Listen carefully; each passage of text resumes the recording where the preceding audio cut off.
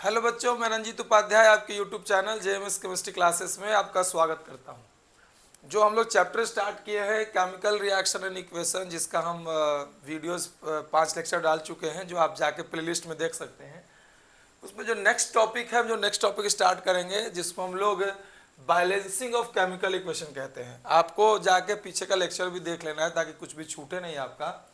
तो हम लोग सीखेंगे कि इक्वेशंस को कैसे बैलेंस किया जाता है और बैलेंस करने के क्या क्या तरीके हैं, कैसे कैसे हम लोग बात करेंगे। ठीक है, तो सबसे पहले आप तो सब लोग जानते हैं कि बैलेंसिंग क्यों करना जरूरी है। आप अगर लास्ट लेक्चर कोई देखेंगे तो उनको पता होगा कि अगर इक्वेशन कोई बैलेंस नहीं है, केमिकल इक्वेशन, इसका मतलब वो लॉ ऑफ केमिकल कॉम्बिनेशन को या law of conservation of mass को फॉलो नहीं करता है। और law of conservation of mass का मतलब होता है जिसमें रिएक्टेंट का मास और प्रोडक्ट का मास इक्वल होना चाहिए, उसको फॉलो नहीं करेगा। इसका मतलब कि केमिकल इक्वेशन को हम लोग स्केलेटल इक्वेशन में रखते हैं। ये हम डिस्कस कर चुके हैं। तो बच्चों, कुछ स्टेप्स हैं जो आपको ज़्यादा जानना जरूरत नहीं है, आप स्क्रीनशॉट ले सकते हैं। कि हम लोग सबसे पहले अनबैलेंस इक्वेशन चूज करते हैं, उसके नंबर को देखते हैं, फिर हम देखते हैं मेथड कौन सा है। चूंकि एनसीईआरटी में कुछ स्टेप्स दिए हुए हैं तो इसका उतना कोई ज़रूरत नहीं है। हम अभी सीखने जाएंगे कि आखिर बैलेंस कैसे करेंगे। तो हमारे पास जो टॉपिक होगा वो होगा how to balance chemical equations. तो चलिए समझते हैं कि आखिर कैसे बैलेंस किया जाएगा। बड़ा समझना आसान है। आप सब जानते हैं कि कोई अगर केमिकल इक्वेशन की हम बात करते हैं, ध्यान देना है, कोई अगर हम केमिकल इक्वेशन की बात करते हैं तो केमिकल इक्वेशन में दो चीज़ें होती हैं। क्या क्या होता है बच्चों? एक होता है जिसको हम लोग रिएक्टेंट बोलते हैं, जो रिएक्शन कर रहा है, और एक होता है जिसको हम लोग प्रोडक्ट बोलते हैं, जो रिएक्शन करने के बाद बन रहा है। जैसे एग्जाम्पल अगर आपको समझाए तो जैसे लिखा हुआ है H2 और O2 रिएक्ट कर कर बना रहा है H2O। ठीक है, तो ये जो दिख रहा है आपको, ये पार्ट कौन सा है? रिएक्टेंट का पार्ट है।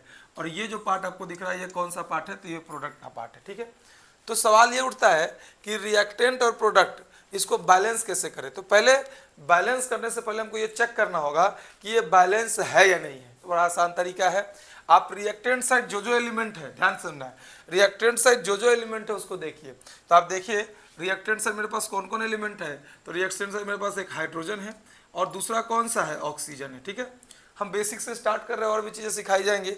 इधर आइए, इधर भी आप देखिएगा तो इधर भी हाइड्रोजन है और दूसरा कौन सा है? ऑक्सीजन है। एक बात का ध्यान रखिएगा, जो रिएक्टेंट साइड एलिमेंट होगा सेम एलिमेंट प्रोडक्ट साइड भी होगा। ठीक है, तो ऐसा नहीं कि इधर हाइड्रोजन ऑक्सीजन है तो इधर हाइड्रोजन ऑक्सीजन और सोडियम हो जाए, ऐसा नहीं होता है। ठीक है, उसका देखना है कि एटम कितने हैं। एटम का मतलब है कि जैसे हाइड्रोजन है तो हाइड्रोजन के नीचे 2 लगा हुआ है, इसका मतलब इसमें नंबर ऑफ एटम कितने होंगे? 2 होंगे। फिर देखना है आपको ऑक्सीजन है, ऑक्सीजन के भी नंबर ऑफ एटम कितने होंगे? 2 होंगे, इसका भी ध्यान रखना है। इधर देखिए, इधर हाइड्रोजन के एटम कितने हैं? 2 हैं, तो इसका भी, इसका मतलब 2 हो गया। और इसका यहाँ देखिए ऑक्सीजन के नीचे कुछ नहीं है, इसका मतलब 1 लगा हुआ है, इसका मतलब ऑक्सीजन का एटम भी कितना है? 1 है। इसका आपको ध्यान रखना है। एक और चीज़ यहीं सीख लीजिए आप कि अगर जैसे लिखा हुआ है CaOH का होल ट्वाइस, इस तरीके से लिखा हुआ है, तो आपको दिमाग में कैसे चेक कीजिएगा? तो यहाँ कैल्शियम जो है ये इसका 1 है, यहाँ ऑक्सीजन कितना होगा? तो ऑक्सीजन यहाँ 2 होगा। ठीक है, इसका ध्यान रखना है। और हाइड्रोजन कितना होगा? तो ये भी 2 होगा। ठीक है, ऐसे भी कभी कभी कंफ्यूज कर सकता है। तो आप नोटिस क्या कर रहे हैं कि यहाँ पे हाइड्रोजन 2 है, इधर भी 2 है, और यहाँ ऑक्सीजन 2 है, इधर 1 है। इसका मतलब ये जो इक्वेशन है ये बैलेंस नहीं है। बैलेंस का मतलब क्या हुआ कि law of conservation of mass को फॉलो नहीं करेगा। बहुत बेसिक बात है, समझ आ गया होगा। तो जब law of conservation of mass को फॉलो नहीं करेगा तो फॉलो कराने के लिए हम लोग इसको क्या करेंगे? बैलेंस करेंगे। तो बैलेंस करने का एक बहुत आसान तरीका है जिसको हम लोग हिट एंड ट्रायल मेथड कहते हैं। हिट एंड ट्रायल मेथड का मतलब होता है आप खुद से चेक करके इसको बैलेंस करें। कुछ टेक्निक भी हैं, पहले हम लोग जो हिट एंड ट्रायल मेथड है उसको चेक करते हैं। ठीक है, हिट एंड ट्रायल मेथड क्या होता है उसको ध्यान रखना है।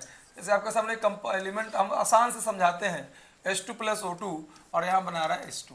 ठीक है, तो हिट एंड ट्रायल मेथड में का मतलब क्या होता है कि आप चेक कीजिए किधर कम है उधर बढ़ते जाइए, बढ़ाते जाइए। ठीक है, जैसे एग्जाम्पल से समझाते हैं।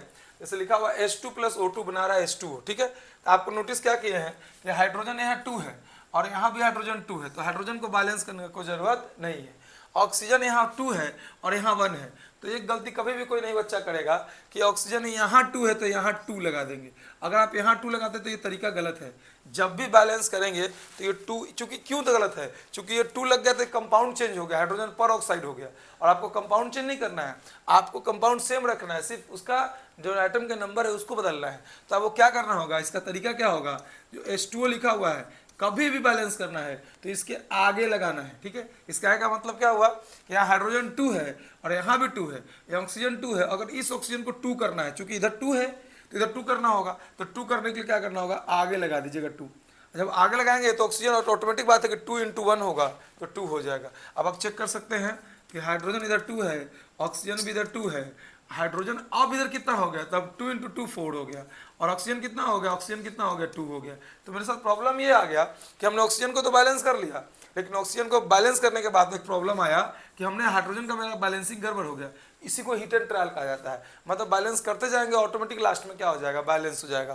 तो आप यहाँ देखिए, यहाँ पे 4 है, इधर इसको बैलेंस करना है, तो अगर हम यहाँ 2 लगा दें तो ऑब्वियस सा बात है कि 2 लगाने पे यहाँ कितना हो जाएगा, 4 हो जाएगा, और ये इक्वेशन क्या हो चुका है, बैलेंस हो चुका है। मतलब बैलेंस करने के लिए बहुत आसान तरीका है जिसको हम लोग हीट एंड ट्रायल मेथड कहते हैं, जिससे आप रिएक्शंस को बैलेंस कर सकते हैं, ठीक है। ये तो चलिए आपको समझ आ गया होगा। लेकिन क्या होता है कि ये तो सारे, अब ये बाकी ये आपको एक बात याद रखिएगा, हीट एंड ट्रायल मेथड जो आप सीखे हैं जिसमें नंबर ऑफ एटम्स को सेम किया जाता है, इसमें आपको एक बात का ध्यान रखना है कि आपको heat and trial method practice करना है। जितना इक्वेशन आप प्रैक्टिस करेंगे ऑटोमेटिक क्या हो जाएगा, आपका सब क्लियर हो जाएगा। इसका एक और तरीका है, थोड़ा उसको भी हम लोग समझ लेते हैं। तरीका क्या है, समझिए ध्यान से। जैसे आपके सामने लिखा हुआ है H2, ध्यान देना है, H2 + O2 और यहाँ H2O लिखा हुआ है। अब देखिए, एक चीज़ तो ये कर सकते थे, ये भी तरीका एक बैलेंस करने का, एग्जाम में अगर नहीं हो पाए तो आप करिएगा।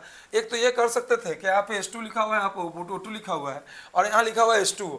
इसका मतलब क्या हुआ, ध्यान से समझना है। इसका मतलब ये हुआ कि ये भी तो हम कर सकते हैं कि ऑक्सीजन को इधर 1 है, इधर ही 1 कर दे, तो अगर इसको 1/2 कर दीजिएगा तो ये 2 से 2 कैंसिल हो जाएगा। इसका मतलब क्या है, ऑक्सीजन 1 एटम हो जाएगा। तो हम कह सकते हैं कि इस तरीके से भी इक्वेशंस को बैलेंस किया जा सकता है, ठीक है। बोले समझ में आता है कि नहीं आता है? 1 मिनट रुकिए, शायद मोबाइल वो एडजस्ट हो रहा है। हाँ ठीक है, ओके डन। तो हम लोग क्या समझते हैं, मेरे बात का ध्यान देना है कि आप इस तरीके से इसको कर सकते हैं। मतलब आप समझ गए होंगे कि कभी कभी क्या होगा कि बैलेंस आप नहीं कर पाइएगा। जैसे एग्जांपल समझाते हैं कि मान लीजिए इधर 3 एटम है और इधर 2 एटम है, तो कैसे करेंगे, तो बस 3/2 कर दीजिएगा तो 2 कैंसिल हो जाएगा, तो ये सेम हो जाएगा। तो ऐसा तब करना है जब इक्वेशन बैलेंस नहीं होगा तब, ठीक है। बात समझ में सबको आ गया होगा, बहुत आसान है, अब क्लियर हो गया होगा। कहीं दिक्कत होगा तो कॉमेंट सेक्शन में जरूर बताइएगा, ठीक है।